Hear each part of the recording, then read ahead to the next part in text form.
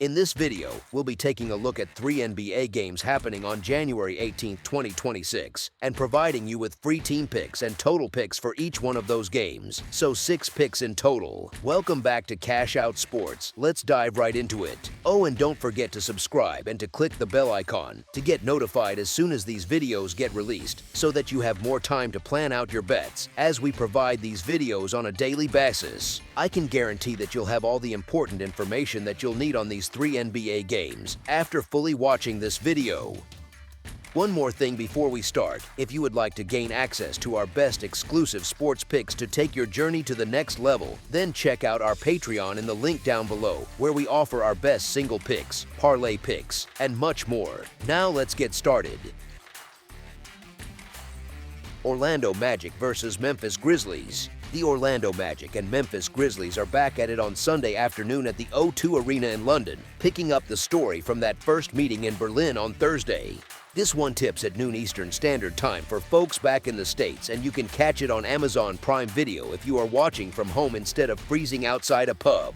Orlando comes in feeling pretty good about itself. It just beat the Pelicans, and then the Grizzlies, and the Hornets are next up on the schedule, so this European swing sits right in the middle of a busy little stretch. The Magic have quietly taken 22 of their last 36 games, which is not flashy on social media, but it screams legit over a long run. They are still without Jalen Suggs due to that knee issue, and Jet Howard is listed as questionable, but the big boost is that Franz Wagner and Moritz Wagner are back in the mix, and that really stabilizes the rotation. They are basically rolling in with the same group that erased a 20-point hole on Thursday, and any team that storms back like that usually walks into the rematch with some swagger. Memphis comes at this from the opposite mood. It lost to the Magic, did take care of the Nets, and then has the Hawks up next, but the bigger story is the overall slide. The Grizzlies have dropped 6 of their last 9, including 3 of the past 4 and 7 of the past 9 overall, and they are just 3-6 against the spread in that 9-game stretch. Injuries keep biting. Ty Jerome, Scottie Pippen Jr., Zach Edey, and Brandon Clark are all still out, while Santi Aldama is sitting in that annoying questionable category. Ja Morant is the cloud in the spotlight at the same time. He has been dealing with a calf issue and technically remains a question mark, but he is believed to be close, and this spot is treated as one where he is expected to suit up after missing the first game. Here is the thing though, even when he has played this season, his shooting has not really clicked, and the constant trade chatter swirling around him is not exactly a calming soundtrack for a group already battling health problems. It is generally tricky to beat the same team twice in a row, especially on neutral floors in different countries, and that is the one thing that leans toward Memphis in theory. The Grizzlies will be fuming a bit after blowing that first chance in Berlin, and pride does matter to pros, even in a rough patch. But when you stack it all together, you have a Magic team that is as healthy as it has been in a while at the key spots, riding back-to-back wins for the first time since that late November to early December run, and now carrying the confidence of a comeback win.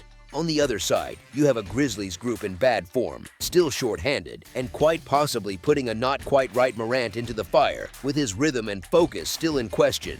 Honestly, that feels like a spot where Orlando has the cleaner profile to handle its business against the number again and chase a full European sweep of the 2-game set. As our first pick for this matchup, the Orlando Magic to win and cover the spread as favorites is our full game side pick. If we shift away from the spread and just talk about how this game might actually look on the scoreboard, the first clue is that 118-111 Magic win on Thursday. That was a pretty healthy total, especially considering both teams are juggling injuries and travel. It gives us a baseline, but it does not have to be the script again. By the numbers, Orlando plays in a scoring lane that is lively but not wild. The Magic are putting up 116.8 points per game on 46.6% shooting and allowing 115.1 points on 47.6% shooting. From deep, they are at 34% and hitting 78.8% at the free throw line. They are giving up 35.9% from beyond the arc and grabbing 44.8 rebounds per game. So you get a team that scores enough, concedes enough, and wins a lot of small battles on the glass. Memphis is in a very similar neighborhood on the raw stats, which is part of why totals in their games can feel a little tricky. The Grizzlies are averaging 115.9 points on 45.7% shooting and allowing 116.6 points on 46.4% shooting. They shoot 35% from three-point range and 80% from the line. They allow 36.3% from deep and haul in 46.2 rebounds per game. On paper, that looks like another game that could sneak into the 100 teams for both sides, just like Thursday. But there are a couple of details that quietly drag the expectation down. Suggs is out for Orlando, which hurts spacing and pace at times even if the group has adjusted, and in a second straight meeting, defenses usually read actions better and start jumping routes. On the Memphis side, a returning Morant, if he plays, is more likely to be rusty than razor sharp, especially with his shot not quite there this season and all the noise around his future. That can slow possessions, lead to more half-court sets, and cause a few more empty trips. Both teams also have heavy minute loads on their key guys right now, and they are crossing borders for these games, so you can reasonably expect some stretches where legs go a bit heavy and jumpers come up short. Let me explain it simply. The stats suggest capable offenses, but the situation, the travel, the injuries, and the familiarity from playing again so soon all lean toward a slightly tighter, more choppy scoring environment than that first outing. As our second pick for this matchup, under the projected total is our full game total pick. Brooklyn Nets versus Chicago Bulls. The Brooklyn Nets and Chicago Bulls meet at Barclays Center on Sunday night. Brooklyn comes in with a weird mix of relief and frustration. They lost to the Pelicans, then finally grabbed a win against these same Bulls, and now they are staring at a date with the Suns next. Even with that victory, the Nets have dropped 8 of their last 10 games, so one good night has not magically fixed the trend. They are still without Drake Powell, Zaire Williams, Michael Porter Jr., and Haywood Highsmith, so the rotation is thinner than it looks on paper. Chicago's recent stretch looks a bit steadier, even if it is not exactly dominant. The Bulls fell to the Nets, bounced back against the Jazz, and have the Clippers on deck, and overall they have taken 10 of their past 18.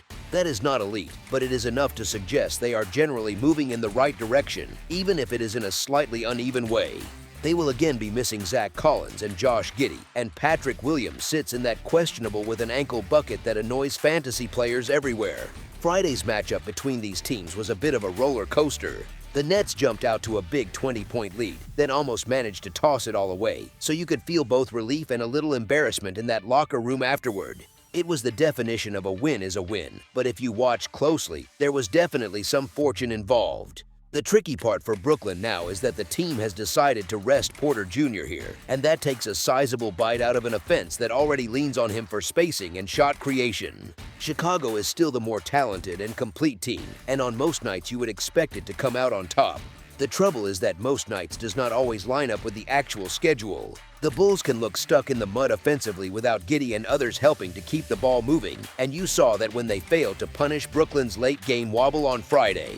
At the same time, the Nets have quietly taken 7 of the last 10 meetings in this matchup, which is not nothing when you are trying to read patterns. Now the market has shifted the spread quite a bit from the previous game, and it feels like the number is reacting more to surface-level narratives than to what really changed. The venue change inside the schedule sheet is not enough to justify such a big move by itself, especially when Brooklyn's overall profile has not swung wildly in a positive or negative direction. Honestly, the line looks a little rich for a Bulls team that still has holes and consistency issues, even if it is probably the better side on paper. As our first pick for this matchup, the Brooklyn Nets to cover the spread as underdogs is our full game side pick. Brooklyn has been in a grind offensively for a while now. The Nets are averaging 108.8 points on 44.7% shooting and giving up 113.9 points on 48.5% shooting. From beyond the arc, they sit at 34.3% and they hit 78% of their free throws. They allow opponents to shoot 37.2% from 3 and pull down 40.2 rebounds per game. Those figures paint a picture of a group that often has to work hard for points, lives with some defensive leaks, and does not have the kind of explosive scoring that blows totals out of the water on its own. Chicago, oddly, is living on the other side of that coin on many nights. The Bulls are putting up 117.5 points per contest on 47.3% shooting, but they are also allowing 121 points on 47.5% shooting. They connect on 35.9% from deep and hit 78.5% from the charity stripe. They are giving up 36.4% shooting from 3 and snatching 45.6 rebounds per game. So, statistically, you could easily look at the Bulls' scoring and say, this screams high total. Here is where the context nudges things in a different direction. Chicago's offense can stall without Giddey and with other pieces missing, and that is not just coach speak. When the ball sticks, possessions drag out, and you see more late clock shots that are easier for the defense to live with. On the Brooklyn side, losing Porter Jr. for this one pulls one of the few reliable pressure valves out of the offense, which likely leads to more half-court sets, fewer easy runs, and a lot more dependence on role players to manufacture looks. Both teams are also coming off that recent meeting, so the scouting report is fresh. Defenses usually read actions better and close gaps more quickly in these quick rematch spots, which can clip the scoring edges even if the overall pace looks similar. You might still get a few bursts, but long stretches of choppy offense, extra physicality, and tired legs from recent workloads can quietly drag the total down a few possessions at a time. As our second pick for this matchup, under the projected total is our full game total pick. New Orleans Pelicans versus Houston Rockets. The New Orleans Pelicans head into the Toyota Center to face the Houston Rockets on Sunday night. It is the kind of matchup that looks simple on the surface, but the recent form on both sides makes it a little messy underneath. New Orleans is coming off a rough stretch. The Pelicans lost to the Pacers, did manage to beat the Nets, and have the Pistons waiting next on the schedule. Even with that win over Brooklyn, they have dropped 12 of their last 14 games, which tells you how hard things have been for them lately. They are still missing Herbert Jones, Jose Alvarado, and DeJounte Murray, so the rotation has some pretty big gaps on both ends of the floor. Houston's recent run is not spotless either, but it is steadier. The Rockets fell to the Thunder, bounced back with a win over the Timberwolves, and now look ahead to the Spurs after this one. They have lost 4 of their past 6 games, so it is not exactly a perfect picture, yet there is at least a sense that they can stabilize when they catch a rhythm at home. They will be without Fred VanVleet, and Tari Eason is listed as questionable, which hurts a little, but the core that just picked up that much-needed win is still intact. The Pelicans just have not been able to get anything rolling with any consistency. Their defense in that loss to the Pacers on Friday was leaky enough to make you wince, giving up far too many clean looks and late rotations. The funny thing is that New Orleans already showed it can hang with Houston when the shots are falling. The last time these teams met, back on December 18th, the Pelicans pulled out a 133-128 win in overtime, turning it into the kind of track meet that probably made the coaches reach for the headache pills. Here is the thing, though. The current line is pretty hefty in favor of the Rockets, which always makes you pause a bit. But Houston finally grabbed that confidence-boosting win in its last outing, and there is a real chance it can carry that energy into this home spot. New Orleans is still short key two-way pieces, still searching for defensive answers, and still coming in with the weight of that 12 losses in 14-game slump. The Rockets, on their own floor, with that recent win in their back pocket and an offense that has shown it can punish soft defense, look well placed to both take care of business on the scoreboard and stay in control against the number. As our first pick for this matchup, the Houston Rockets to win and cover the spread as favorites is our full game side pick.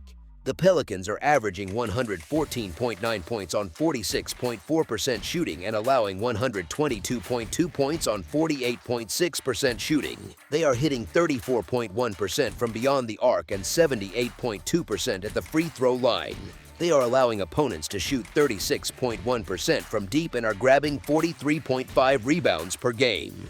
That combination says a lot. New Orleans can score, and it can do it efficiently enough, but its defense is giving up a lot of clean opportunities and letting games get stretched. On the other side, Houston is quietly setting itself up as a team that can really fill it up while still keeping things respectable defensively. The Rockets are averaging 117.3 points on 47.8% shooting and allowing 110.8 points on 46.2% shooting. They are shooting 36.3% from beyond the arc and 76.8% from the free throw line. They are allowing 35.6% shooting from deep and pulling down 49.4 rebounds per game. So you have one team that scores well and defends inconsistently, and another that scores even better, controls the glass, and still gives up enough looks to keep things lively. Houston's newfound offensive confidence should carry over tonight against a New Orleans Pelicans defense that struggles to contain the perimeter and protect the paint consistently. New Orleans' issues aren't on the offensive end. When healthy, the Pelicans play fast and loose, pushing tempo and creating scoring opportunities on both sides of the ball. That pace, combined with Houston's improving shot quality, points toward a high-scoring environment in Space City.